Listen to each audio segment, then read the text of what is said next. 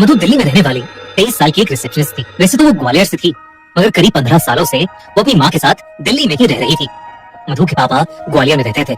कई बार बुलाने के बावजूद भी उनके पापा पिछले 15 साल से मधु से मिलने नहीं आए थे।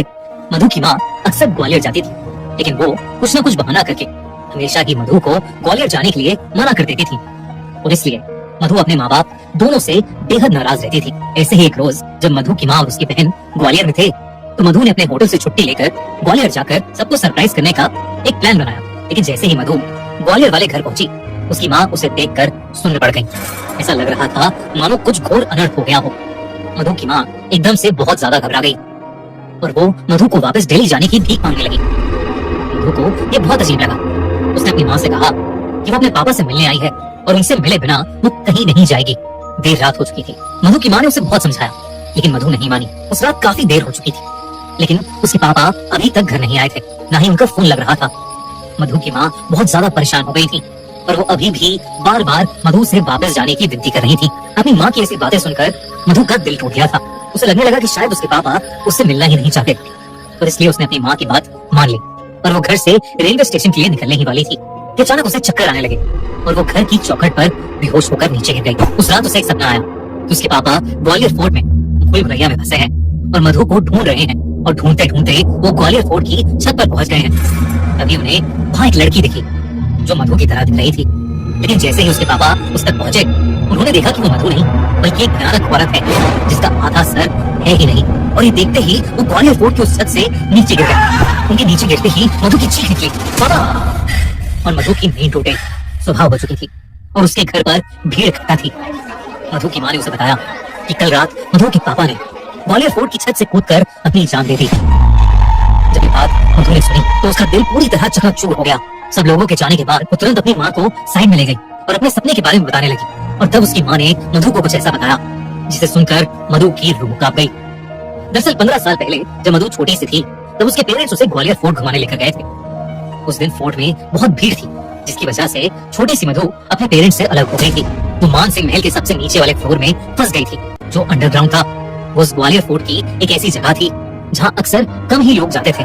उस जगह को रात में अक्सर बंद कर दिया जाता है, क्योंकि लोग कहते हैं कि ग्वालियर फोर्ट की उस जगह में रात को मुगलों और अंग्रेजों के जरिए मारे और सताए गए राजा रानियों की आत्माएं भटकती हैं। इन्हीं सब बातों से मधु के पेरेंट्स का डर बढ़ता जा रहा था, लेकिन फिर भी उन्होंने गार्ड्स को बताया कि उनकी बेटी मधु अंदर रह गई है। वो सब मिलकर मधु को ढूंढने लगे। तभी अंदर बैठी मधु को अचानक से गाने की आवाज आई। उठकर उस आवाज की तरफ गई। देखते ही देखते मधु को अपने आगे चल रही एक परछाई नजर आई। मधु ने उसे आवाज लगाई तो वो परछाई हवा में कहीं गायब हो गई। तभी मधु को ऐसा लगा कि जैसे उसके पीछे कोई खड़ा है। वो पलटी तो उसने देखा कि सफेद लहंगे में एक औरत उसके सामने खड़ी है। उस औरत का भयानक चेहरा देख नन्ही सी मधु की चीख निकल गई। उसका आधा चेहरा था ही नहीं और उसके हाथों और पैरों में कीड़े चल रहे थे। उसे देखकर मधु बहुत ज्यादा डर गई और भागकर किसी कमरे में घुस गई। उसने दरवाजा अंदर से लॉक कर लिया और जोरों से रोने लगी। तभी उसे दीवार खरोचने की आवाज आई और उसने देखा कि वही औरत उस कमरे के कोने में बैठी दीवार पे कुछ मंत्र लिख रही है। उसके हाथ में सफेद रंग का पाउडर है। मधु उसे देखकर वहीं जम गई। तभी उस औरत ने अपना चेहरा धीरे से पलटा और मधु की तरफ रेंगती हुई आने लगी।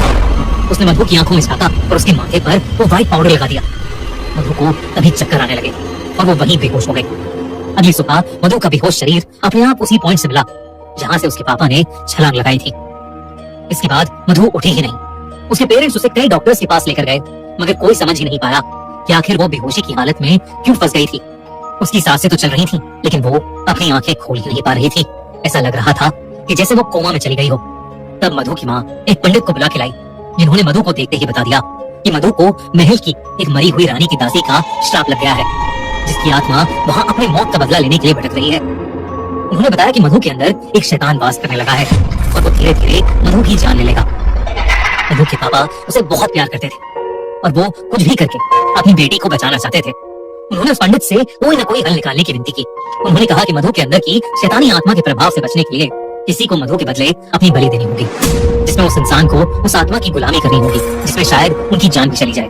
मधु के पापा ने कहा कि वो जिंदगी भर उस आत्मा की गुलामी करेंगे, लेकिन मधु को कुछ नहीं होने देंगे।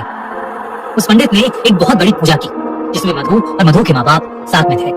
पूजा के दौरान मधु ने आंखें खोली तो उसकी पूरी आंखें लाल थी और वो उस पंडित को बुरा भला कही जा रही थी। अचानक ही उस पंडित ने उस पर मंत्र पढ़ते हुए लाल मिर्च का पाउडर फेंका और मधु बेहोश हो गई। उसी पलों में मधु के पापा भी बेहोश हो गए। जब मधु को होश आया तो वो बिल्कुल ठीक थी। पंडित ने बोला कि मधु को ग्वालियर से जितना दूर हो सके ले जाओ, और इसलिए मधु की माँ उसे लेकर दिल्ली चली गई, क्योंकि उसके पापा अब उस शैतानी आत्मा के गुलाम थे, इसलिए वो ग्वालियर छोड़कर नहीं जा सकते थे। मधु के जाने के बाद उस आत्मा का श्राप उसके पापा पर चढ़ने लगा।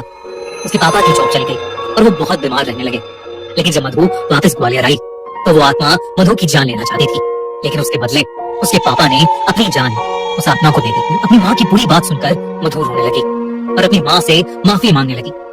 मधु की माँ को उस पर तरस आ गया और उन्होंने अपनी बेटी को गले लगा लिया। उन्होंने मधु को बताया कि उसके पापा उससे बहुत प्यार करते थे और किसी भी हालत में उसे प्रोटेक्ट करके रखना चाहते थे। इस घटना के बाद मधु और उसकी माँ ने ग्वालियर हमेशा हमेशा के लिए छोड़ दिया। आज भी ग्वालियर फोर्ट से जुड़ी कई ऐसी खबरें आती हैं जहाँ लोग वहां से कूद कर अपनी जान दे देते हैं।